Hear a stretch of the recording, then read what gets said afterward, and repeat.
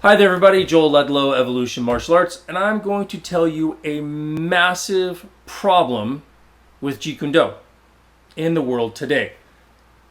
And that problem is that most of the quote-unquote JKD people suck. They don't have any skill, they can't fight, there's nothing that they can really do. They maybe can hit some focus mitts, maybe do some little flippity-floppity stuff, but for the most part, they're not very good. They're kind of turning into a McDojo. Why is that? Why is that happening? Well, here's the biggest problem, and that is that most of the students aren't starting with a base level skill.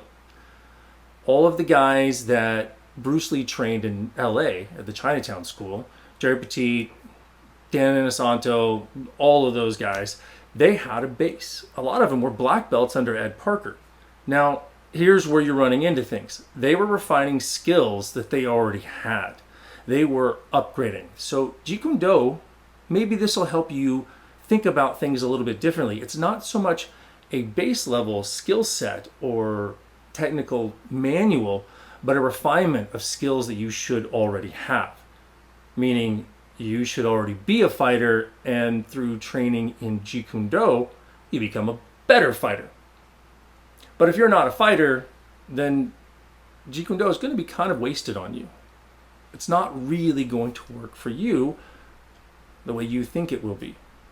Now, when you're in a classroom setting, that's the big one. A group setting, there's more than one student in the training session. You need that skill set, and then you can work on refining.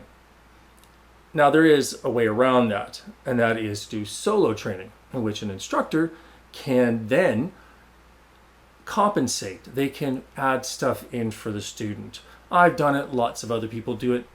Bruce Lee did it himself.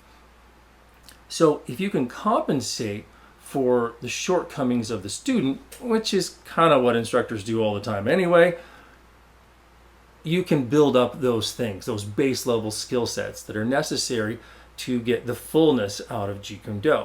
So you build up a skill set, that base, and then you refine that with the Jeet Kune Do. Okay, here goes into the second problem. So the first one is no baseline skill. Second one is bad instruction. So if the instructor doesn't do it, if they don't understand it, if they're not there, they didn't start with a baseline skill, they didn't get refinement, they didn't get it,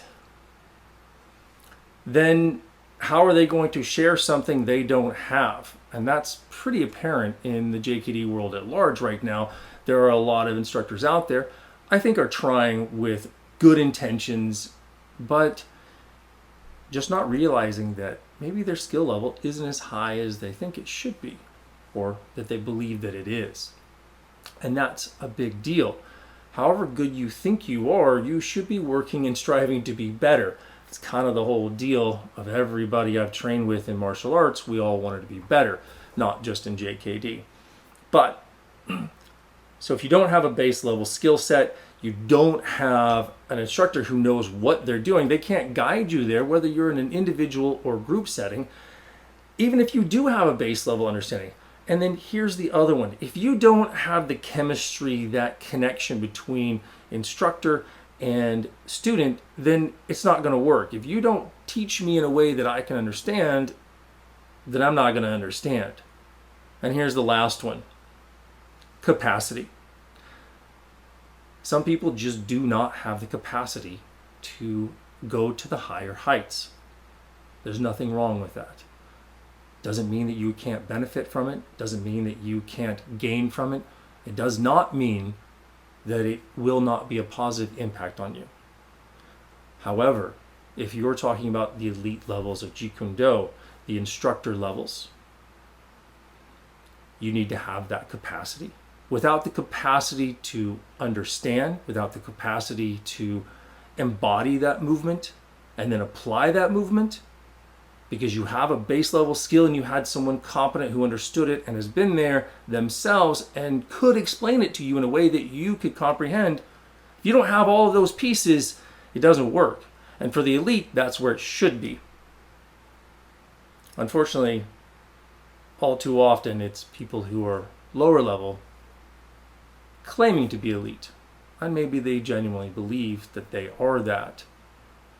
But I compare to where I am and where the people that I know who know how to move.